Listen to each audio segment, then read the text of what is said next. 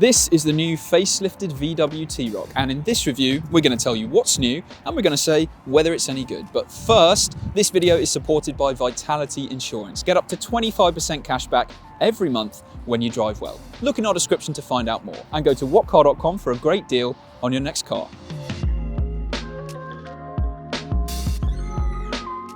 So the VW T-Roc is an SUV which underneath is based on the VW Golf. And when it first launched in 2017, it very much seemed like it had the potential to be the Golf of the SUV world in terms of popularity. And it has indeed gone on to sell in huge numbers for VW. It's also spawned quite a left-field cabriolet version and even a performance-focused 296 brake horsepower T-Roc R. In VW's lineup, the regular T-Roc sits between the smaller T-Cross and the bigger Tiguan. Now, while it's proved to be a very good SUV overall, there was always one big disappointment with it. To be honest, the interior of the T-Roc felt like quite a big step backwards for VW, because at the time when it was released, we'd come to expect and take it as a given that a VW interior would be very high quality with impressive materials throughout. But that T-Roc had a pretty hard, nasty, cheap feeling dashboard that just wasn't the same kind of standard in terms of quality that we'd come to expect in other VW interiors. They did try to disguise the fact that it wasn't a particularly amazing interior by letting buyers choose from quite a big selection of bright colours for the interior, but the fact was, certainly compared to other rivals and compared to other VWs especially, it wasn't a particularly good interior. Now with this facelift, the biggest change to point out is inside the car, where you can see that VW's listened to those complaints and looked to try and lift the feeling of quality in here. So you can see on top of the dashboard now, you've got some soft touch materials which weren't there before. You've also got this nice piano black finish to things, and it generally does feel like a step forwards for the car. It's not just the interior that's different with the facelifted T-Roc. As you can see, the front end has a slightly different look as well. So there's new headlights, there's a new LED light bar that runs either side of a bigger VW logo. The front bumper's been redesigned, the rear bumper's different as well, the rear lights are different, and also you can get some redesigned alloy options as well. And just like before, the smallest alloys are 16 inches and the biggest alloys are 19 inches. If you are looking at the VW T-Roc, then you might also be considering other rivals like the Ford Puma, the Nissan Juke, the Skoda Kamiq and the Seat Arona, but more expensive versions of this car might also be compared to premium rivals like the Audi Q2 and the Mini Countryman.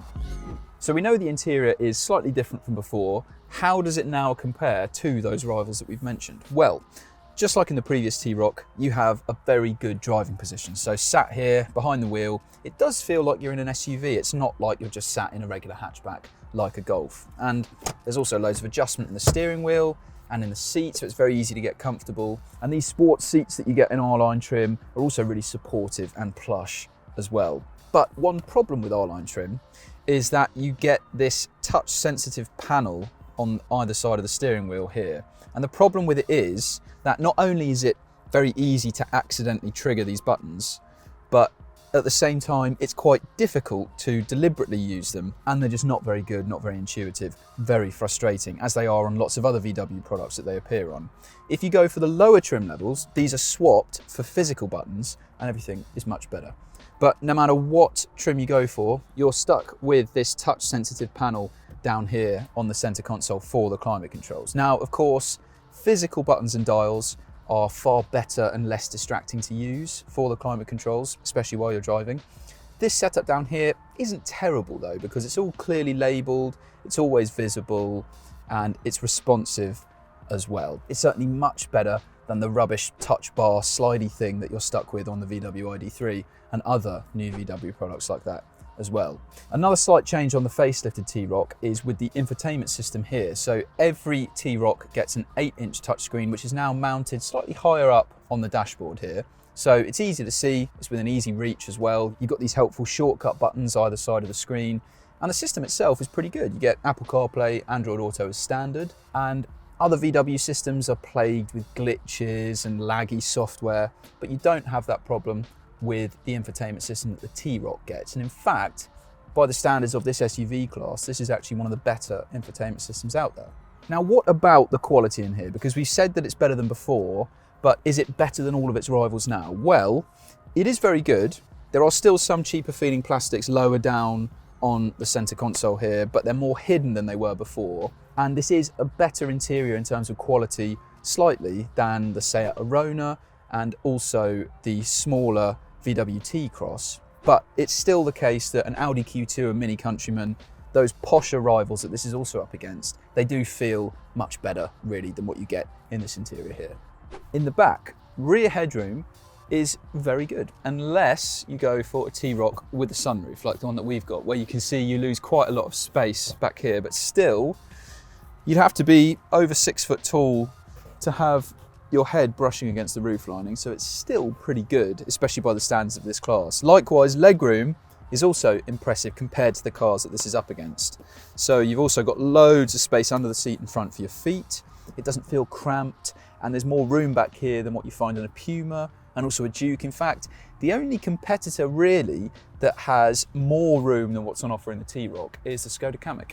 The boot, like the rear seats, is also very good compared to the rivals that this car's up against. So in total, you can fit 7 of these carry-on size suitcases into the back here, which becomes 6 if you go for an all-wheel drive version of the T-Roc, because you lose a bit of boot capacity on those models. And also, by the way, a Golf can only fit 5 carry-on size suitcases in its boot. You can see that it has a simple, practical shape, and a very handy feature that the T-Roc has, as standard, is this height adjustable boot floor, which you can see in its highest setting massively reduces this loading lip here, and also means that when you fold down these rear seats, there's no massive step up from the boot floor to the rear seats, which makes it very easy for loading things into the back. So all in all, this is a practical SUV. Now, the practical side of things is the same with the facelifted version of the T-Roc as the previous car. There's no change there. And it's the same story for the T-Roc on the road as well, because there's been no mechanical updates to this car. So it's the same suspension setup, it's the same engine lineup, and that's not a problem at all, because we're talking about an SUV that really stands out for its ride comfort and its refinement. Especially those areas are very, very strong in the T-Roc. This might not be the most exciting car to drive, but it's certainly good enough. And when it comes to those engines, you've got a lot of choice, and they're all pretty good. The entry-level 1 litre TSI 110 is the pick of the lineup because it's the cheapest version, so it represents the best value, and it's still certainly strong enough for this car. And it's quiet, it's smooth, it's fairly punchy. It's not that much more money to go up to the 1.5, which is more powerful, but you don't necessarily have to. The option's there if you want to, though. There's also a couple of diesel options, which are both pretty strong, but above those, when you're looking at some of the 2 litre units, which are all-wheel drive, that's where the price of this car goes up quite a lot, and it becomes less recommendable than those lesser engines, which are very good.